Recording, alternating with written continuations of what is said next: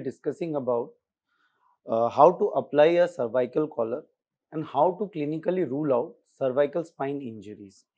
So, the learning objectives of this short lecture is proper application of a cervical collar, when to clinically rule out a cervical spine injury, and the two clinical criteria that are commonly used and are recommended by the ATLS 10th edition regarding clinically ruling out cervical spine injuries. Now, what are the indications of putting a rigid cervical collar? Please note the term rigid. The cervical collar has to be a rigid collar. A soft cervical collar does not serve the purpose. The basic purpose of putting a rigid collar is to prevent the movement of the spine, that is flexion, extension and rotation of the spine. So, all patients with a dangerous mechanism of injury where high energy transfers are anticipated, especially blunt mechanism of injury, should be assumed to have cervical spine injury unless proved otherwise. So, every patient that comes to the emergency with a dangerous mechanism of injury, who has a high energy transfer mechanism and has a blunt mechanism of injury, should be considered as a injured cervical spine patient unless you rule it out. So, the next line reads, the cervical spine injury should be ruled out and not ruled in. So, you have to assume cervical spine injury in all the patients that come to the ED with the above conditions. Now, the cervical spine application, the cervical collar application is a two-person job. The first person stabilizes the spine, maintains the inline stability of the spine from above by preventing motion, relative motion between the head and the torso, that is the shoulders, and then the second person applies the cervical collar. The cervical collar has two parts, the posterior part and the anterior part. The posterior part is inserted and next the anterior part is inserted. So, in this video, we will be seeing how a cervical collar has been applied.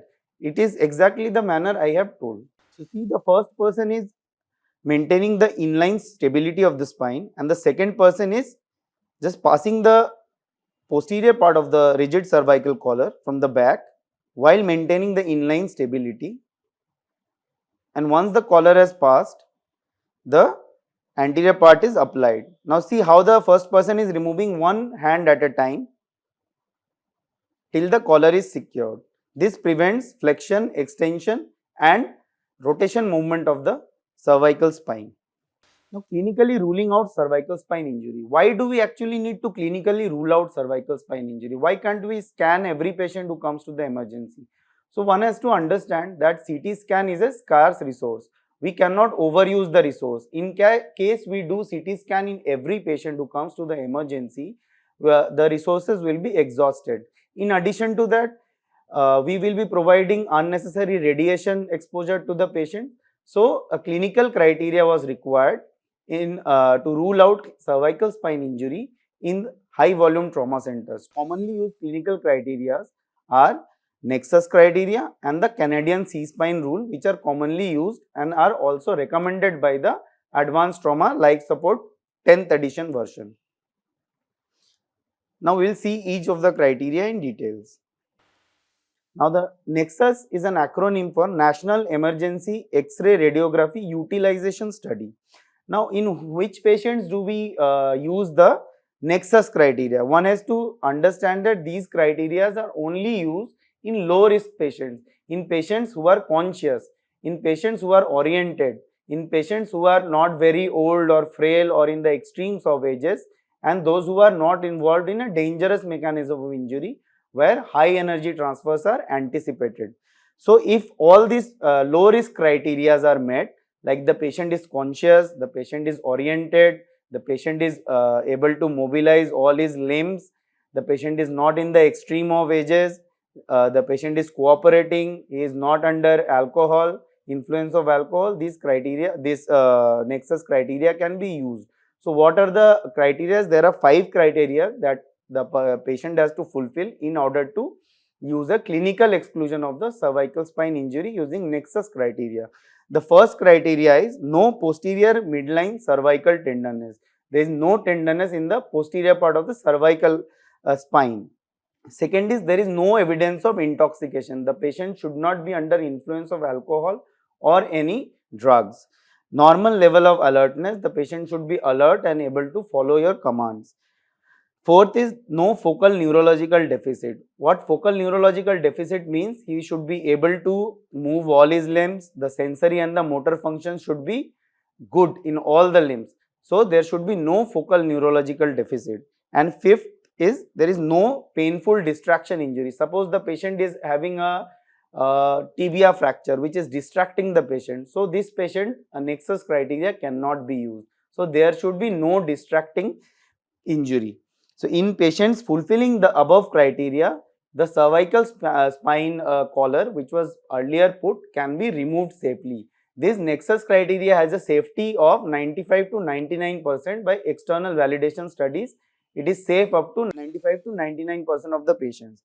The second clinical criteria is the Canadian C-spine rule. This is also similar to the nexus criteria and can be used for alert and conscious patients who are hemodynamically stable, in whom C-spine injury has not been ruled out.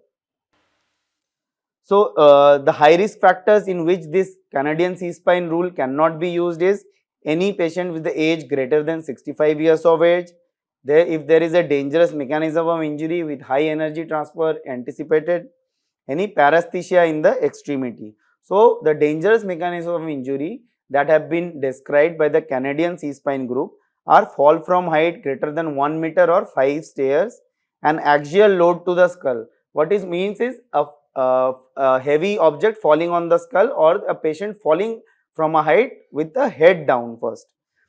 Third is the motor vehicle crash at high speed. They have defined high speed as greater than 100 km per hour.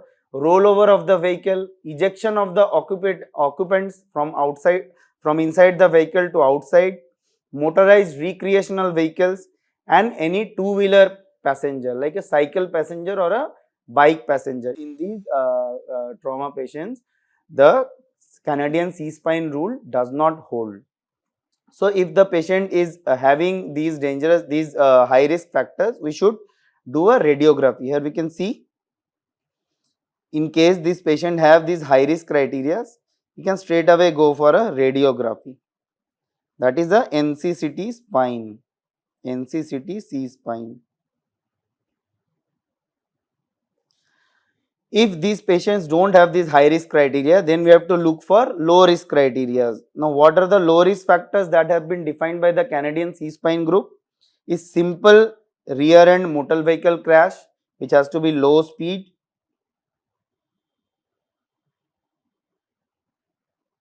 Sitting position in the ED, the patient is sitting comfortably in the ED. The patient is ambulatory in the ED at any point of time. There is a delayed onset of neck pain. It was not present from the beginning, but or a delayed onset of neck pain, and no cervical midline tenderness. So, if these low risk criteria are fulfilled, then we can proceed further to clinically evaluate the cervical spine. Now, after removing the collar, we will tell the patient to rotate his neck on the right side and on the left side by 45 degrees. If the rotation of the neck is good rotation, no restriction or pain,